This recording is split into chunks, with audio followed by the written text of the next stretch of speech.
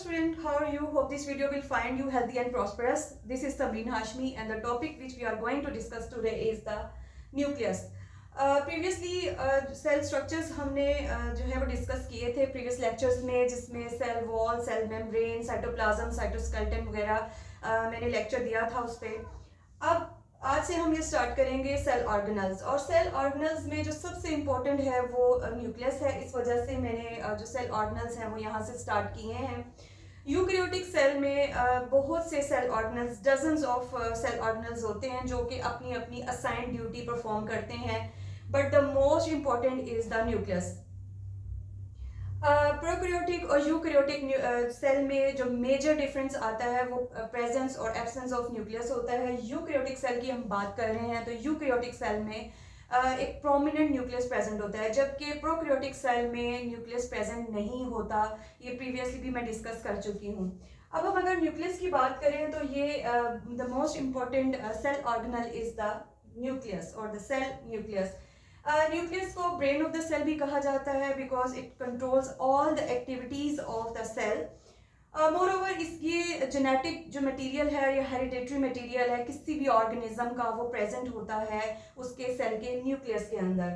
तो सबसे पहले हम इसको एक जनरलाइज्ड मैंने डायग्राम बनाई है न्यूक्लियस की, और सबसे पहले हम इसको जो है वो देखते हैं कि इसका स्ट्रक्चर क्या होता है और क्या कंटेन करता है वो अपने स्ट्रक्चर में. सबसे पहले अगर हम बात करें तो न्यूक्लियस जो है वो डबल मेम्ब्रेन बाउंडेड स्ट्रक्चर है या डबल मेम्ब्रेन बाउंडेड ऑर्गेनल है. इसको इसकी जो ये इन्वेलप है या ये जो मेम्ब्रेन है इसको हम कहते हैं न्यूक्लियर इन्वेलप. इसको हम कहते हैं न्यूक्लियर इन्वेलप. न्यूक्लियर इन्वेलप के अंदर जो है वो बहुत से छोटे छोटे पोर्स होते हैं. ये पोर्स न्यूक्लियर पोर्स कहलाते हैं, और इन पोर्स का मकसद ये होता है कि वो न्यूक्लियस को सेमी परमिबल बनाते हैं. सेमी परमिबल जब मैंने सेल मेम्ब्रेन डिस्कस किया था तब भी मैंने ये वर्ड डिस्कस किया था. सेमी परमिबल का मतलब होता है कि अलाउ करता है कुछ मटेरियल को इन एंड आउट मूवमेंट करना. अब वो कैसे करता है वो मैं आगे आपको बताती हूँ. इसके अलावा इसके अंदर एक ग्रेन्यूल फ्लूइड होता है जिसको हम कहते हैं न्यूक्लियोप्लाज्म. ग्रेन्युलर फ्लूइड होता है जिसको हम कहते हैं न्यूक्लियोप्लाज्म. इसके अलावा न्यूक्लियस के अंदर डिपेंड करता है उसकी एक्टिविटी के ऊपर, उसकी एक्टिविटीज कैसी है. तो उसके अंदर एक डार्क स्पॉट होता है. एक या बहुत से हो सकते हैं, वन और टू और मैनी, जिनको हम इस डार्क स्पॉट को हम कहते हैं न्यूक्लियोलस. न्यूक्लियोलस का काम ये है कि ये जो है राइबोसोमल आरएनए बनाता है. राइबोसोमल आरएनए की सिंथेसिस होती है न्यूक्लियोलस में, और उसके बाद उसकी असेंबलेज होती है एज राइबोसोम्स. जब ये न्यूक्लियोलस जो है वो राइबोसोमल आरएनए बनाता है और उसको असेंबल कर लेता है राइबोसोम्स के फॉर्म में, तो तब ये राइबोसोम्स न्यूक्लियर पोर के थ्रू सेल के साइटोप्लाज्म में आ जाते हैं. तो ये फंक्शन है न्यूक्लियोलस का. तो ये डिपेंड करता है सेल की एक्टिविटी पे. जिन सेल्स में प्रोटीन सिंथेसिस बहुत ज़्यादा ज़रूरी होती है, यानी ज़्यादा क्वांटिटी में चाहिए होती है, वहाँ न्यूक्लियोलस भी उतने ज़्यादा या न्यूक्लियोलाई भी उतने ही ज़्यादा होंगे, क्योंकि जाहिर सी बात है प्रोटीन सिंथेसिस करता है राइबोसोम्स. तो वहाँ पे जब प्रोटीन ज़्यादा चाहिए होगा तो अंडरस्टूड सी बात है कि वहाँ पर राइबोसोम्स भी ज़्यादा चाहिए होगा, और राइबोसोम ज़्यादा चाहिए होगा तो राइबोसोमल आरएनए भी ज़्यादा चाहिए होगा, और वो सिंथेसाइज करेगा न्यूक्लियोलस.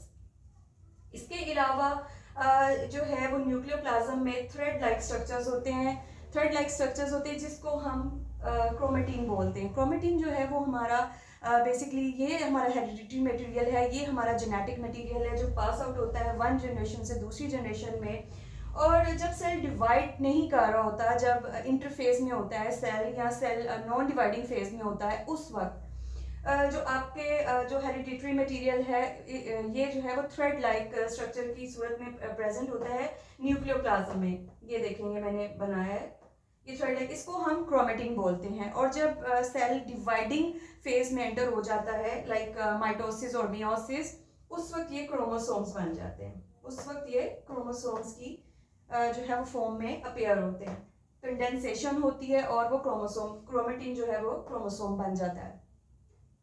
इसके अलावा यूकैरियोट्स और प्रोकैरियोट्स में, या यूकैरियोटिक और प्रोकैरियोटिक सेल में ये डिफरेंस है कि जो क्रोमेटिन है वो जस्ट यूकैरियोट्स में प्रेजेंट होता है, जो यूकैरियोटिक सेल है उसमें क्रोमेटिन जो है वो डीएनए और प्रोटीन का बना होता है। ये क्रोमेटिन या क्रोमोसोम की अगर हम बात करें तो ये डीएनए डीऑक्सीराइबोन्यूक्लिक एसिड और प्रोटीन से बना होता है।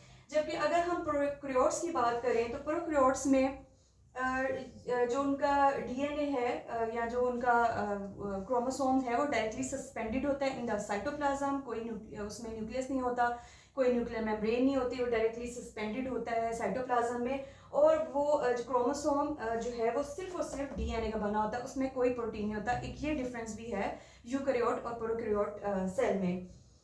होप कि मैंने न्यूक्लियस से रिलेटेड जो है वो जितने भी इम्पोर्टेंट जो पॉइंट्स हैं वो डिस्कस किए हैं। अगर आपका कोई क्वेश्चन है, कोई एम्बिग्विटी है, उसे कमेंट में लिखिएगा। होप कि ये वीडियो आपके लिए इन्फॉर्मेटिव होगी। वीडियो को लाइक कीजिएगा, सब्सक्राइब कीजिएगा। Thank you so much.